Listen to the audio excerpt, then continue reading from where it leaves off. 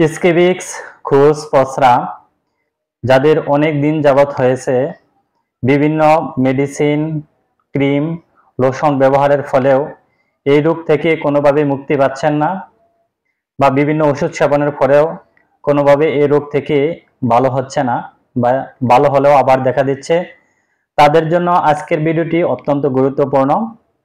আজকের ভিডিও থেকে আপনি সম্পূর্ণই বিস্তারিত তথ্য বা চিরতরে স্কেবিক্স মুক্ত হবে যদি আপনি এই ভিডিও অনুসারে বা এই ভিডিওতে যে সমস্ত তথ্য দেওয়া হয়েছে সে নিয়মকানুন বা ওষুধ সেবন নিয়মিত যদি করেন, তাহলে কিন্তু স্কেবিক্স চিরতরে মুক্তি হবে ইনশাআল্লাহ। তবে ভিডিওটি কন্টিনিউ করুন কোনো স্কিপ ছাড়াই। চলেন মূল আলোচনা শুরু করি। যাদের দীর্ঘদিন যাবত স্কেবিক্স হয়, স্কেবিক্স এটি কিন্তু ছোট্ট একটি জীবাণু, যা কিন্তু খালি চোখে দেখা যায় না।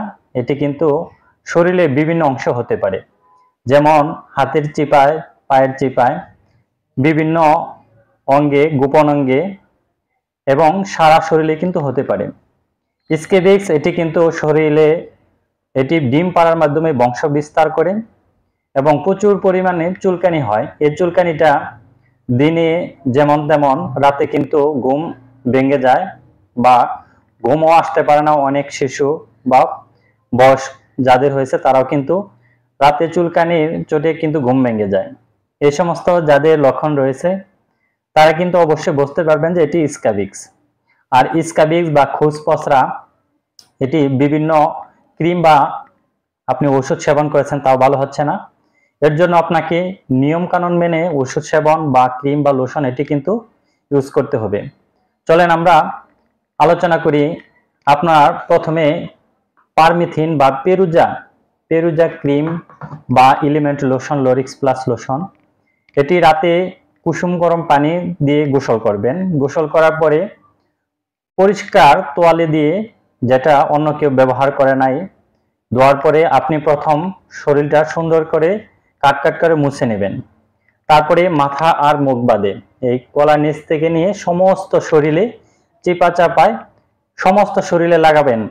লাগানোর ফলে আপনারা একটা জিনিস খেয়াল রাখবেন, যদি শরীরে কোনো অংশে গড়ি বা অন্য কোনো আর জিনিসপাতি থাকে শরীরে, সেগুলো খুলে নেবেন যাতে 1 ইঞ্চি পরিমাণ বাত না থাকে আপনার লোশন বা ক্রিমটি ব্যবহার করার। তবে এই ক্রিম বা লোশন ব্যবহারে কিন্তু একটা নিয়ম রয়েছে।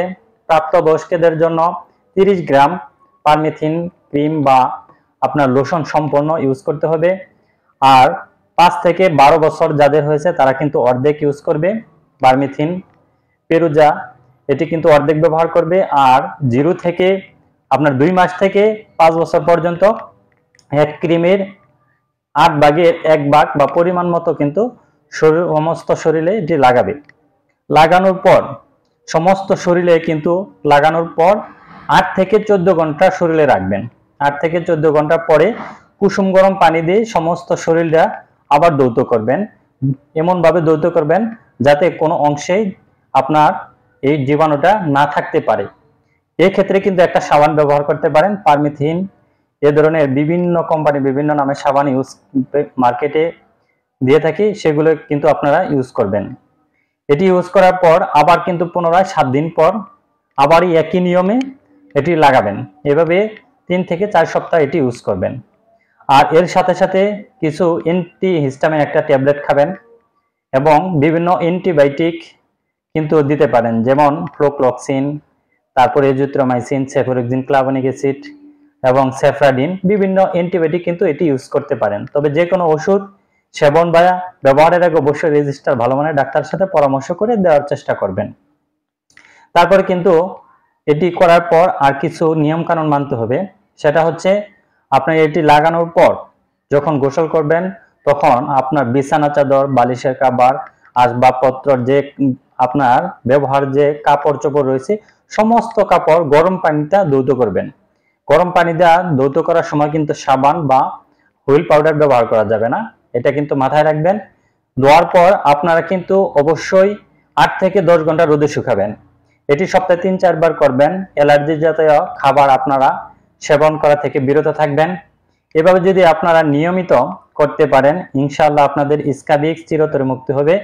তবে আপনাদের অনেকে কিন্তু ঔষধ বা লোশন সেবন করার পরেও কিন্তু রোগ থেকে মুক্তি পাচ্ছেন না, বা কিছুদিন ভালো হওয়ার পর আবার পুনরায় দেখা দিচ্ছে। এর মূল কারণ হচ্ছে পরিবারের একজনও হলে একজন ট্রিটমেন্ট নেয়, কিন্তু পরিবারের সকলে ট্রিটমেন্ট নেয় না। আপনার একজনের যদি হয়, আপনার মাথায় রাখতে হবে, যদি আপনার সাথে থাকে বা আপনার বাচ্চার হয়, তাহলে কিন্তু অবশ্যই আপনাকেও ট্রিটমেন্ট নিতে হবে। এক কথায় পরিবারের সকল সদস্যকে একত্র ট্রিটমেন্ট নিতে হবে। আর বিশেষ করে যারা মাদ্রাসা বা বোর্ডিং এ থাকে তাদের জন্য বেশি সমস্যা হচ্ছে, কারণ একজনকে ট্রিটমেন্ট দেওয়ার ফলে সে ভালো হচ্ছে, আবার তার কাছে বা অন্যজনের কাছে যে জীবাণুটা চলে গেছে সেখান থেকে আবার পুনরায় ব্যাক করতেছে। এর জন্য যারা বোর্ডিং এ থাকে তাদেরকে আসলে একত্র ট্রিটমেন্ট নিতে হবে বা নেওয়া উচিত, এবং পরিবারে যদি থাকে একত্র সদস্যগুলো সবাই একত্র ট্রিটমেন্ট নেবেন। ধন্যবাদ এতক্ষণ সাথে থাকার জন্য। আপনি আমার চ্যানেলের নতুন সদস্য হলে আপনাকে অসংখ্য অভিনন্দন, ভালোবাসা।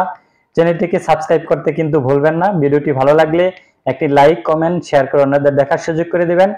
এ ধরনের আরো ভিডিও পেতে বা কোনো রোগ বা ওষুধ সম্পর্কে প্রাথমিক ধারণা পেতে চ্যানেলটি সাবস্ক্রাইব করতে বলবেন না। ধন্যবাদ। আবার দেখা হবে নতুন কোনো এক ভিডিও নিয়ে। এ পর্যন্ত ভালো থাকেন, সুস্থ থাকেন। আসসালামু আলাইকুম ওয়া রাহমাতুল্লাহি ওয়া বারাকাতুহু।